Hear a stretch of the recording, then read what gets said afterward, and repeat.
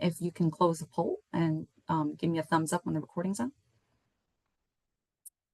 Hi, everybody. Welcome to our first career corner of this semester on a topic on building meaningful connections with faculty. And for this presentation, I've actually spoken with a bunch of SPH faculty champions to get their take as well, to share some of that information with you. And if you haven't already done so, please log into your Handshake. There's a couple of activity sheets for today's meeting, and also just renaming your screen so that you can kind of get to know each other when we go into our breakout rooms. So kind of like this workshop activity that we're going to be doing today is like a fill in that roster of who your SPH professors are. You know, list their names, the courses that you've had with them, find their bios. All of our SPH professors have bios on the website. Read them, note things that are interesting to you, and jot down questions that you might have. And we've launched a Zoom poll and curious to see what these results are. So let's share these results. Oops. Am I sharing? Let's see. Okay, in our Zoom room today, most people are entry level, so we're all in good company. And when we were wondering if anyone has ever spoken to professors before, the majority of you in undergrad have said yes. So that's great. Where are the rest of the, here we go. And most of you have references if you got your dream job today. That's great. And a couple of you are still working on it. And it's also kind of split between those that have done informational conversations and professional coffee chats with people, which is basically things that you might be doing with your faculty advisors and SPH faculty as well.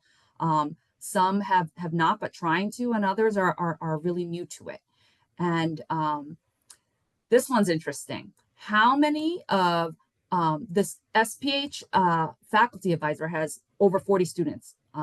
And how many do you think of those students reached out to their faculty advisor? So the majority of you said 13 or 23.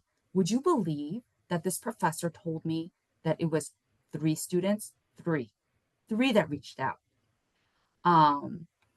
And I hope that that will not be you after this this meeting. And when is a good time to speak with your faculty advisor? So great. That is the right answer, E, every semester. And that's what we'll be working on today. Thank you all for participating in the poll. And as we get into what's going on today, do a brief presentation and we'll record this part. And as you know, this information is just ideas, but really that is not, knowledge is power when it is applied. And so we will apply this information ideas in connecting in community in our breakout rooms. And so we'll have some time to walk through this activity together, and then we'll regroup for a debrief and questions, and as well as some PSAs of upcoming events. So this is kind of like how today will be a breakdown of today. And you know, if I haven't had a chance to meet you yet, I am Tina Lynn. I am the Student Career Advisor, and glad to meet with students in these workshop settings, as well as weekly Friday drop-in hours that will be starting next Friday, the October 24th. And these were questions that came in from you all. A lot of them are kind of like being an online student, some that are part-time, some that are remote or in a different time zone, and just how challenging it is to connect with faculty and how to find the best time too when people are busy, and how to effectively communicate. The other things that came up were kind of building confidence in doing this outreach, and just generally the difficulty and the struggles that come along with this, whether it be just on the communication skill side or just virtual or just being new in the public health environment. And so the desires in learning how to formulate these relationships and building these stronger, meaningful, and lasting ones, in networking and maintaining these connections, and also those that are interested in publishing and presenting and looking for mentors. These were some of the questions that came in from you all, and these are very open events. They're for you, so please feel free to drop questions in the chat. That way we can kind of get to them, and continue to build your skills in building and cultivating these connections with faculty. And so here are some of the faculty that I spoke with.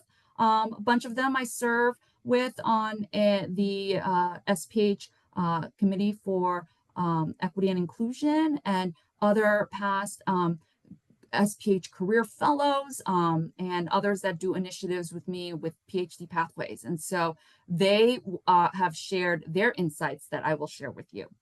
And with regards to communicating, kind of that idea of being strategic in what is your message, and having an ask that is clear and concise and is easy to say yes to, knowing your audience and knowing the platform in which you're utilizing, whether it be like email or like if it's Brightspace or Calendly or whatever, and the when part of like the timing and understanding preferences and options of that target audience, right? And so like as we think about a long-term view in building relationships, you know, there's that part of initiating, right? Like doing this initial outreach.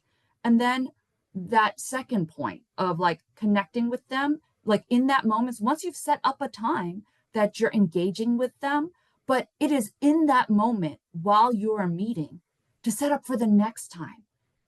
And thinking about step 3 when you're already in step 2, right? So like, and being sure that you follow up on that reconnection point and opportunity. So like be sure to mark it on your calendar. So here we are talking about 1, 2, and 3. We also want to talk about that preparation aspect, right? The self-reflection and the research that's part of this activity sheet in reading your professor's biographies, as well as thinking about for yourself, what brought you to SPH? What do you want to share about yourself to your professor? What is important for you to share with them that you want them to know about you, right? And these are the things that as you do this self-reflection and this research, these are how you transform casual conversations into meaningful connections. So kind of like thinking about this preparation, initiation, connection, and follow-up, rinse and repeat. And it will spiral out into like a beautiful cone of like just greater opportunities and information to build this relationship on. And so, you know, as you're looking at your professor's names, right? Like, and the course, listing out the courses that you have with them, this is a good practice to do each semester, right? Knowing who your professor is, get to know who's in the room, you know, reading their biographies and noting the things that you hear about them from class, because sometimes professors will share personal anecdotes during class, right? Like make note of it. Make it a point to send them an email too, like, hey, you know, I appreciated what I heard in class today about such and such. Make yourself a known entity to them, not just a number or a list, a name list on their student roster. Like personalize things by being personal. And so like as we think about best practices in email communication, kind of like utilizing even the subject line, right, to be succinct and relevant, beginning with a greeting and an address, you know, avoiding informal language and ending with a closing, being clear, concise, and error-free. Proofreading is a must. Like just take 10 seconds to reread it before you hit send. Like a best practice is just read it aloud under your breath, right? Like if it's 10 seconds. And also responding in timely fashion. And another thing is having a professional email signature using your SPH account. And so can I have a volunteer to read this outreach email example? Read it aloud for me.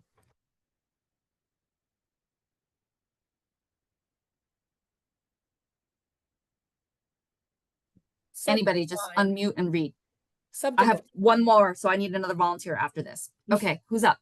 Subject line. Glad you're my SPH faculty advisor. Can't wait to meet you. Dear Dr. Fleury, my name is Ashley Red, and I am a new MPH student concentrating in. It is my first semester, and I am attending CUNY SPH part-time while I work full-time, so doing coursework either hybrid or completely. I came to SPH because I'm interested in XYZ. I am excited to meet and speak with you. Could we set up a 30-minute Zoom call? Below, I've provided my best availability this month, but please let me know if there are times that would be more convenient for you. The student lists the times that she's available. Thank you in advance for your time. I look forward to setting up a time to meet. Best regards, Ashley, and then with her email signature. And what's in the email signature? Ashley Red, MPH student, Public Health Nutrition, CUNY Graduate School of Public Health and Health Policy, class of 2027. And then she has her LinkedIn URL linked there. Excellent. You are such a great reader. I should have you do this all the time. Thank you so Thank much. you. And so, like, what are some of the things that you notice in this email that you could utilize for yourself? Anybody? This is just kind of like open this up. Like, what do you like about this that's new that you've seen, or that you would incorporate for yourself? Or what are some questions that you have? What are people noticing? The LinkedIn URL I like. And then I also like that she lists what type of student she is so that the faculty can understand their own availability. Like, oh, okay, I'm a part-time student and I work full-time. So that already limits the amount of time that I may have available. And to back that up, she said, these are the times that I'm available. Yeah, and actually that is a best practice that we heard from the professors, because in this virtual environment, right? Like, and most of them will take appointments. They will schedule times by appointment. So by you sharing your availability, like all of your availability, that's helpful for them to kind of get back to you, and it kind of avoids the ping pong back and forth, right? It gets to scheduling something quicker when they know your scheduling. The other thing that the professors had shared is, like, while it is like that a lot of students are working full-time and that sort of thing, and may not be as available during the day, kind of like when are opportunities to flex, like during lunch hour or something like that, if you had to meet with somebody during regular business hours. But for the most part, the professors are generally like, they if you reach out to them with a professional email with a clear ask, they're there for you. And so knowing when you're available, best available, and even maybe like some students had said that they're in a different time zone. So maybe you need to list this out with not only like Tuesday, next Tuesday between 12 and 4, maybe it's Eastern Standard Time, their time, but then you put in the next line over in parentheses your time zone. That way you know when you're offering yourself and when it's their time, right? So you're doing the legwork for them to not make them do that time zone math. Okay. Anybody else? I'll take one other volunteer. What else is do you like about this email, or what are things that you have questions about? I like the signature. Sorry. What about the signature? I mean, I've been struggling to figure out what that looks like and what's the standard, what you use. So I like that she spells out the whole CUNY Graduate School of Public Health as opposed to abbreviating it. But I just appreciate that signature because I haven't been using it. And yeah, and like the class of 20 whatever, that kind of gives them an idea of like how much longer you have at SPH, and that can always change. This is nothing like set in stone or anything like that, but this is it's just an indication of like when did you start, or how much more do you have to go, right? And then that LinkedIn URL, that's golden because that has your resume on it, right? So that's a quick way to introduce yourself to them. Also, there's a nice picture on there so they could put a face to the name. Another thing, like if you are working full-time, right above MPH student, you might want to put like clinical analyst at such and such hospital, right? So if you have a business title as well. I mean, this is your email signature as a way to share something quick about yourself, to let a new person know a little bit more about you. Introduce yourself that way. There was one other person that had something to say. Who did I cut off? Please speak up. Oh, it was me, Stephanie. Hi. I was just going to say, I also liked that they said like why they came to SPH, and that like I feel like personally, like I feel like I do a pretty good job of incorporating those things in email, but I never thought to be like, oh, this is why I came here. Cause like they obviously don't know that. So like I think that's nice so that they kind of know a little bit about you before you get into that meeting. So yeah, get them excited to meet you too. And share a little bit about yourself, right? And that is why we're all eager to get to know you all, because you are here in SPH because you're interested in doing more in public health, and we need to get you out there to do your thing, because we all know we need more hands, not less out there. So share that your passion piece, right? And make your why a part of every single conversation. Thank you, Stephanie, for pointing that out. And kind of like, again, just like each part. What do people think about the subject line? Is it too hokey? Would you use it, or some other thing? Like it's totally up to you, but it's just, kind of think about it. If you were a faculty, like what would help you stand out? Something that's short, nice, just an idea, right? And then, addressing them by professor or doctor, for all our PhD professors, right? And kind of that clear and concise ask, being specific and time-based, and closing with cordial, eager expectancy, and with those connection points, right? And with that email signature. And so, say you have had a meeting with them. Like, I'm going to go back to kind of what we talked about here, right? Like, all right, that email was the initiation part. And now you're at number 2, connecting with them and talking to them. At point 3, like the follow-up, can I have somebody read this one, please? Actually, can I ask a quick question? Oh, yes, of course. Go ahead, Chris. Yeah, I saw you asked for a 30-minute Zoom call, but there wasn't really a purpose that you're asking for, just meeting. Is it good to set up just a general sense of what you're looking for in this call also? Yeah, you can. In the subject, I figure, like, because they're your SPH faculty advisor, that's almost like the purpose of the call. Like, I want to meet with my faculty advisor. But, say it's not your faculty advisor, say it's your professor, right? Then you can kind of say, you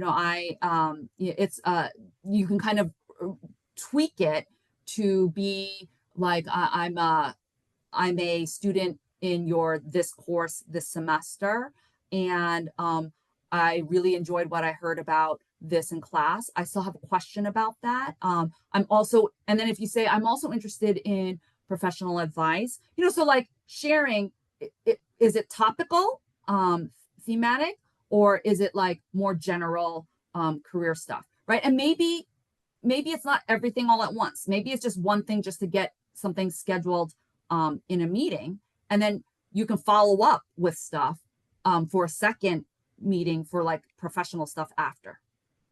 Is that helpful? Yeah, definitely. Thank you. Okay. Do you want to help me read the second one? Sure.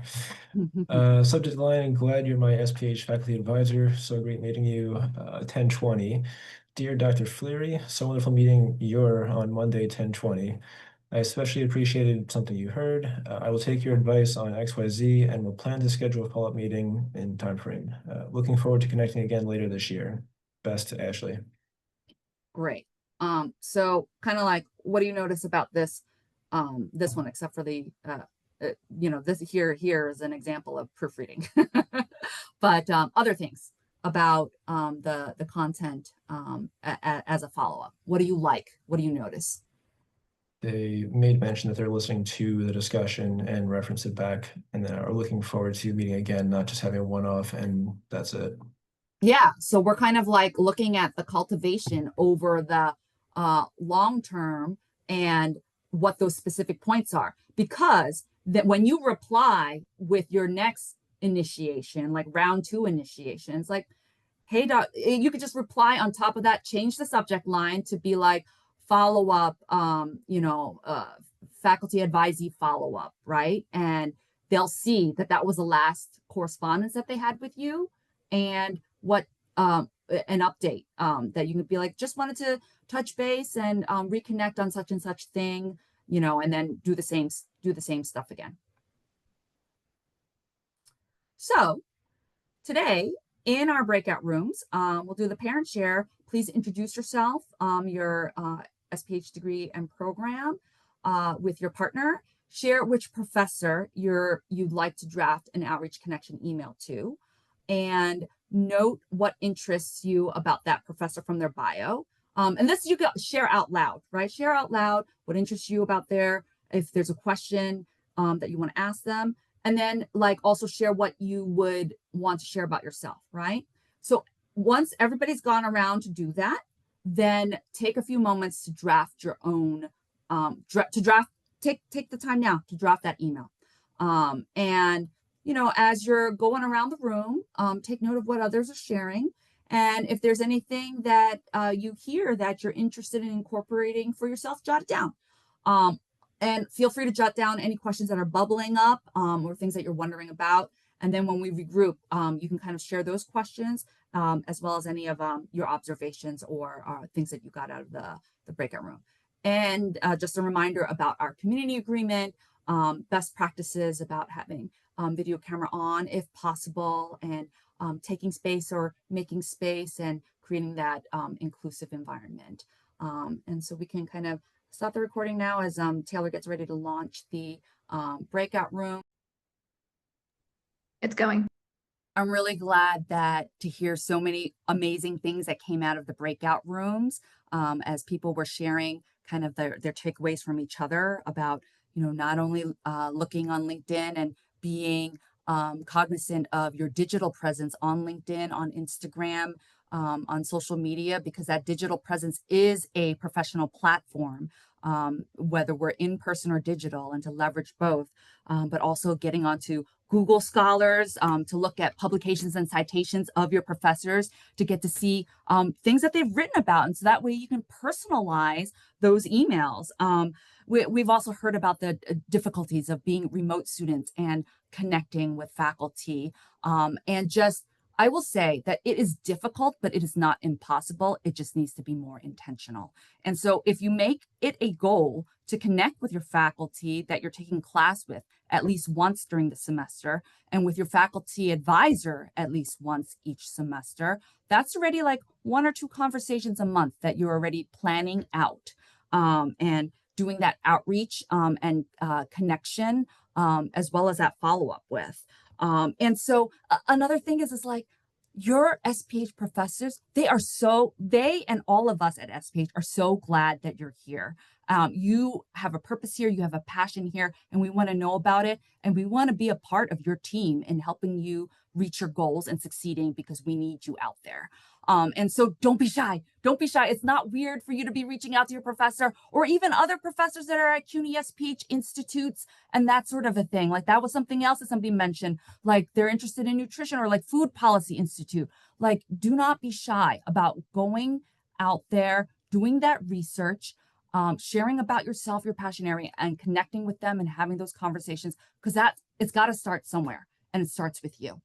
And so, it's as much about connecting, which is with that initial communication, as well as making that connection, which is that continued communication. And so kind of like all the phases to consider in communicating before, during, and after. We've kind of talked about that research in formulating your ask, making that outline, that outreach on what, and knowing who your target audience is, and kind of like, not being shy, and getting out there, and initiating this, and connecting and follow up. And I will say, I have people are busy. So sometimes that first email, it might just get buried because of, you don't know, people, I mean, it's cold season, flu season, whatever, right? If you're down for a couple of days and then you're playing catch up, it's miserable. So don't be shy about sending. I have a 3-time rule follow-up, right? So the first one might get buried for, whatever reason. Second time, just a reminder. Third time, if they haven't gotten around to it, maybe they're just too busy. I have a question. Go ahead, Maria. So I also share my group that I'm online, so it's hard to put my face out there if I don't use LinkedIn. But I try to go to every single retirement party at the school. Like I met one of my professors, Chris Palmero, outside. He was getting out of the school. So if I already know the face, I'm not gonna do all the research on the work. No, but I'm gonna look for your face and I'm gonna find you. And then I'm gonna introduce myself. And then you know who I am when I send the email. But I Yeah, always is face to me, for me, is my face first and then everything else. yeah. I mean, it's not an either or, but it's a both and, right? Mhm. So like get out there in person and get on there online, like all of it. It's all available to you. So access everything. And so like if there are any questions, feel free to contact our office. I'm going to stick around for a few more minutes to take any questions from people, but just upcoming, really great upcoming events that are there are these career prep days with companies where there are going to be professionals, volunteers from those companies. They have a service day to meet with students and review resumes. So do not miss those. There's for CSA students, there's one with Regeneron coming up right around the corner. For all of our other students, we've got stuff with SIBA Health, Mathematica, Westchester Medical Center. So get online and RSVP for those ASAP, right? We've got a bunch of other, we're only just getting rolling with all of our career skills workshops. There's still a bunch of Discovery Series info sessions, and do not miss any of those masterclass guest speakers. We've had some amazing ones that have come and spoken about mentoring and sponsorship, as well as career values. Some of them are recorded, some are not. So be sure to be there in person. And we have these alumni panels that are not to miss. So mark your calendar for these, where alumni are coming back to share, what did I do with my degree? So if you're interested in hearing what people in your degree did, or other ones that you're like looking to take electives on, this would be a great way to network and to outreach and initiate those conversations and informational conversations, which I will be sharing more resources with you. We have a whole other workshop on that, on informational conversations as well. And so mark the calendar also for these upcoming events. That we have conference preparation. If you've never attended one before and interested in hearing what's the value of that, and just like on this whole topic of networking, right? How to strengthen that skill in finding your professional pitch, finding your professional fit, and mastering that professional fit. Mastering that professional pitch. Those are the things that we have left coming up. And so yeah, thank you everybody for investing this hour together. We have this tradition of when you leave the room, as you head out, please share one word about how you feel after spending this hour together. So feel free to drop that in the chat. We'll stop the recording and then take any questions. But if you need to head off, great to see you, and I hope to see you again real soon.